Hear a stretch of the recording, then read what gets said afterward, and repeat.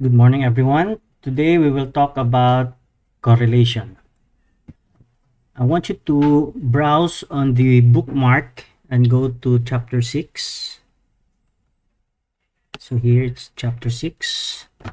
And you will be directed to this page about statistical methods for examining associations. Proceed to the bookmark which I made about Pearson R.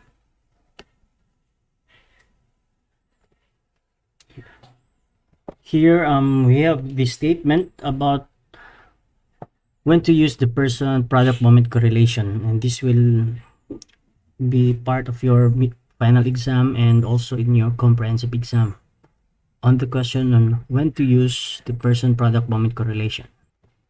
This is in page 233. Use the Pearson correlation coefficient if you have measured people on two or more continuous variables. Take note of that. Two or more continuous variables, and you wish to know the strength and the direction of the association or the relationship between their scores on any pair of variables. Take note of this also. You can also use the Pearson correlation between a continuous variable and a categorical dichotomous variable. Generally, you need to have one or two or more continuous variables. If you want to do Pearson correlation, they have to be continuous variable, but there's an exemption. The exemption is one continuous variable and one categorical variable, but that has to be a dichotomous variable. A dichotomous variable, for example, is gender. It has only two categories, and a widely used example is gender. In your final exam, you will be asked also to give a situation where you will use correlation. One example here is the relationship between job commitment and job performance. Anything that is continuous and you pair it with another continuous variable, you can have a correlational study out from it. Another is between gender and salary. Is there a relationship between gender and salary? Basically and generally, there are only two types of questions here in statistical inference. Try to look at this bookmark. Chapter 5 dealt with examining difference, and chapter 6 dealt with examining associations or relationship. So generally, the null hypothesis could be, are there any significant difference or are there any significant association or relationship? So only two types of null hypothesis are being generated, either examine difference or examine association or relationship.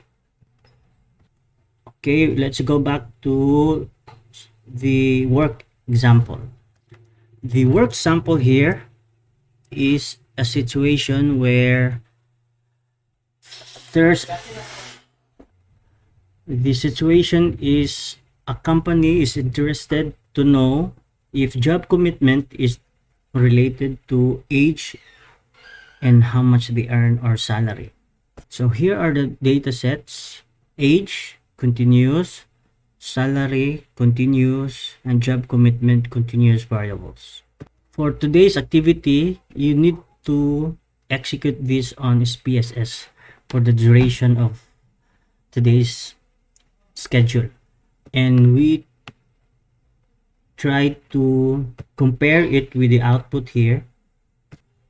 Always go to the bookmark to make things easier for you to browse the textbook. Here in page 243, the output on the correlation itself. So please compare. If you get these values here, 0.675, that's the correlation between age and salary. If in case you will not arrive to this number, it's still okay. It's just maybe you had a technical error on inputting something, but that's no big deal. As long as you arrive to this output here, you are good. So the way to achieve this is to click this one. There are many steps before this one, but those are for descriptive stat. I want you to concentrate on here, page 240, for the correlation. You just click analyze, correlate, then click by variate. Next page, you will be directed to this page. Just bring all the age, salary, and job commitment to this portion here, and click person, click flag significant correlations to arrive to this format output here. One last thing is on how to report correlation. Still, I made a bookmark out from it. So just click reporting correlation. So this is how simple it is to write the output via the APA format. One sentence will do. A significant positive correlation was found between age and salary. R 0.68, P equals 0.001 or less than 0.001. This is the APA format that I will be looking for in your project. I was browsing through your midterm projects, and some of you have not written the statistics, for example, the T statistic, the chi-square statistic in APA format. You need to write it this way. For your reference, just click on the tab I made or the bookmark I made about reporting correlation. In every topic that I made, I always make a bookmark on how to specifying the on how to report the output. Another way is to write it in a table like this, and you're good to go. For me, instead of reporting the R value, I'd like to report the R squared. When you say R squared, you just take the square of your R. For example, here, the R is 0.30. And you would say the correlation between interview score and job performance is 0.30. There's a moderate correlation somehow. But when you take the square of this, so 0.3 times 0.3, it's 9%. It's more helpful to know that the variations in interview score accounts for 9% of the variation in job performance. I'd like to state it that way. Instead of reporting 0.3, I just take the square and say that the variations of one variable accounts for the square of the R here, 9% of the variation of the second variable. So in this case, we have 0.68. Instead of saying the correlation between them is 0.68, I'll take the square of this. So in my interpretation, I would say that at most 46% of the variation in age accounts for the variation in salary, or vice versa. So you now have a clear picture that if you try to change age, as age goes forward, or as you increase the age, the salary will have a 46% effect. So this is for your activity for today.